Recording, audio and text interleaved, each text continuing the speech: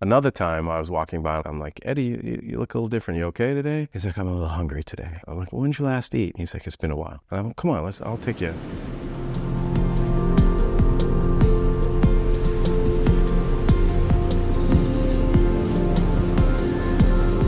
Hi, I'm Michael Joy. Welcome back to Absolute Joy. We have another long short story. This ties into surviving art school. I used to walk home from school every day. I used to pass in front of the Palmer House on the way to get onto the subway train. And that's where I met Eddie Carson. Eddie Carson was a boxer. Every day I saw him and he was cleaning the windshields of taxis with newspapers. Turned out to be a pretty interesting guy. Let me tell you about him. After so many days of school and walking by this very nice older gentleman, homeless, and I would stop and I would talk to him. He didn't have great vision, so I'd have to get real close to him before he'd recognize me. I would say he was in his 80s, how he looked, and he had kind of, those arthritic hands that were this way, and his whole day was spent as the taxis in those days, right, not Uber, were lined up in front of the Palmer House. He would clean the windshields with newspaper. And so I got to know him, and every now and again we'd talk. And one day it was really cold and I'm like, Eddie, how you doing today? You okay? He's like, yeah. And he shows me he's got all these layers of newspaper all in him,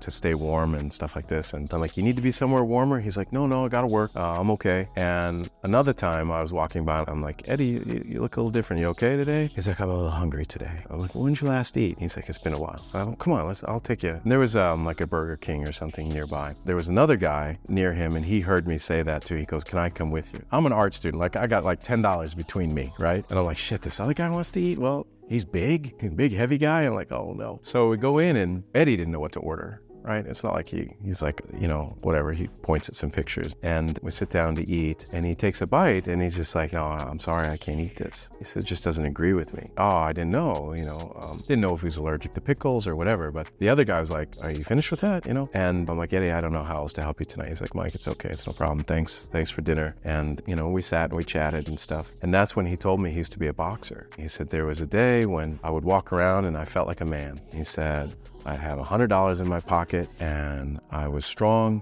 capable, and it just was a wonderful time in my life. Sorry to say I don't recall what happened in between. He didn't really talk about it. Something happens in families like that where one person dies and the stability of the family structure is broken. Fast forward to another day and I'm like, Eddie, it's too cold for you out here.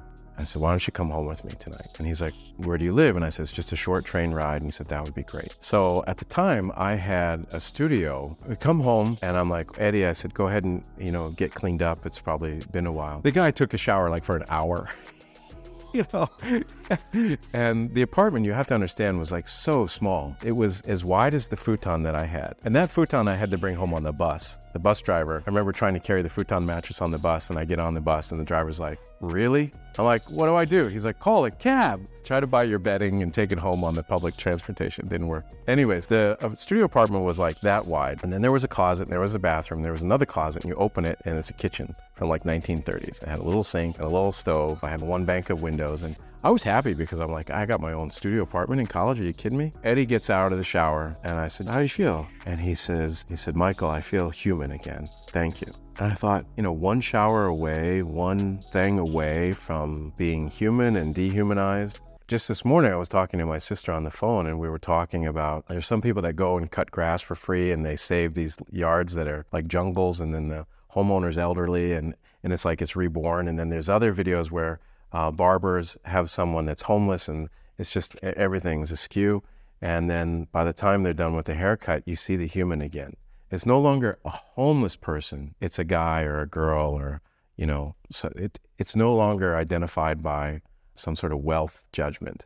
Eddie, you're gonna have to sleep on the floor. He was like, my God, it's not new to me. So I gave him some pillows and stuff, what I had. And we got up early the next morning and he was like, I feel really good. He says, it's snowing outside. It's a hard winter day. He said, but I feel really good. And it was so touching, but not a lot of 19-year-old college art school kids were having a homeless guy come over. But I had much time with him and it felt more like somebody that was a part of my routine and my rhythm.